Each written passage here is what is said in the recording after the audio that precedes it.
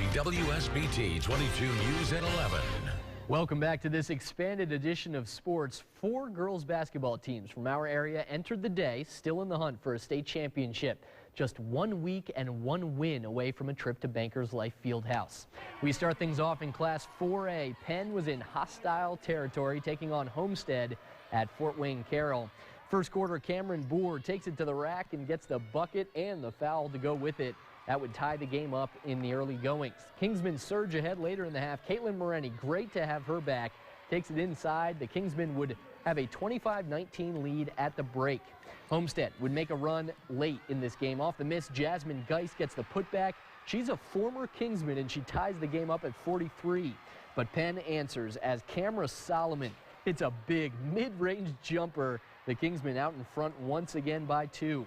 Last chance for Homestead, and they turn the ball over, so they're forced to foul. But look out, they actually commit an intentional foul. Penn would hit big free throws down the stretch to clinch this, and the celebration ensues once the final buzzer sounds. The Kingsmen on the way to the state finals with a 50-45 win. When that buzzer went off, immediate tears to my eyes. I'm so excited for this group of girls. They've worked extremely hard for this opportunity again, and I'm just glad that we get to go back. We get to 1 more week with them. I'm so excited for that and be prepared for the state title. I think we knew everyone was against us, and we knew that they're a great team. We knew they would make runs, but we just knew that we had to hold them off and then come back with our own run, hit them back. I mean, we've been in games like this before. We knew that we had to keep our cool and just get up. I mean, we've been there before, so we knew how to take care of the ball. It's hard to describe what I'm feeling right now. It's such an incredible feeling. We're so blessed to have this opportunity to cut down these nets again and to have 1 more week.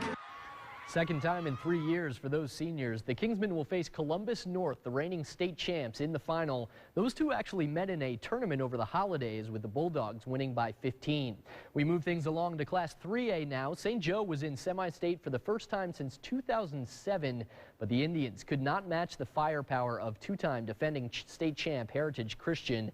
They fell 60-40. Adam Darengowski spent the day in Fort Wayne and has more with the Indians.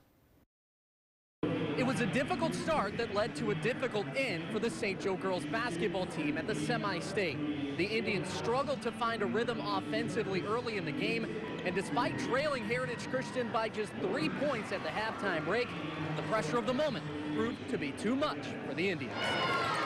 Well, I don't think we gave them our best shot. That's the most disappointing thing. You know, we're happy to be here and all that, but our intelligence side just didn't show up today. I was surprised how much what pressure did to our girls that we didn't even know some of our offensive calls. Like we never ran them all year. It's just pressure can do that to young kids. It was definitely a lot of pressure, but I think we handled it pretty well because I know they're coming off their previous state champions, so they're used to this, and I know I don't want to make that an excuse, but I think that with everything considered, we came out and played as best as we could. It's a tough loss, but we're still really proud of each other and everything we've accomplished this year. I'm proud of all my seniors, and they've worked so hard, and we all worked so hard for this. At halftime, we really felt like we could do it. We believed. I think everybody in the locker room believed we could do it. I believed, coaches believed, and just coming off the court, it was just hard to believe it didn't happen, but we gave it our all. There's no moral victories, but at the same time, you're in the Final Four. Had a great season. You know, we're the NIC undefeated champs. You're playing in a semi-state final against a state champion that was moved up, that has played 4A teams tooth and nail all year and beaten a bunch of juggernauts over there in Indianapolis. So we're incredibly, incredibly proud of our parent base, our kids, our schools. We're proud to be St. Joseph today. There is, however, good reason for optimism. The Indians return 3 of their top 4 scorers next season. Reporting from Fort Wayne in the girls basketball semi-state, Adam Darengowski, WSBT 22 Sports. Thank you very much, Adam. We move things along to Class 2A. Oregon Davis out for some revenge against Lafayette Central Catholic after they were knocked out last year in this same round. First half, that was Lexi Minix with a drive and foul. Central Catholic, though, up 26-24 at the half. Macy Cease storming down the court for the layup, and she gets the foul. Bobcats down 5 at that point. But Minix with a nice behind-the-back dribble, pass to Alexandria Bope. Pretty play as they are hanging around. Central Catholic, though, too tough yet again. Pulls off the upset as the Knights work it to Cam Onken. And the Knights win 75-63, knocking out Oregon Davis for the 2nd year in a row.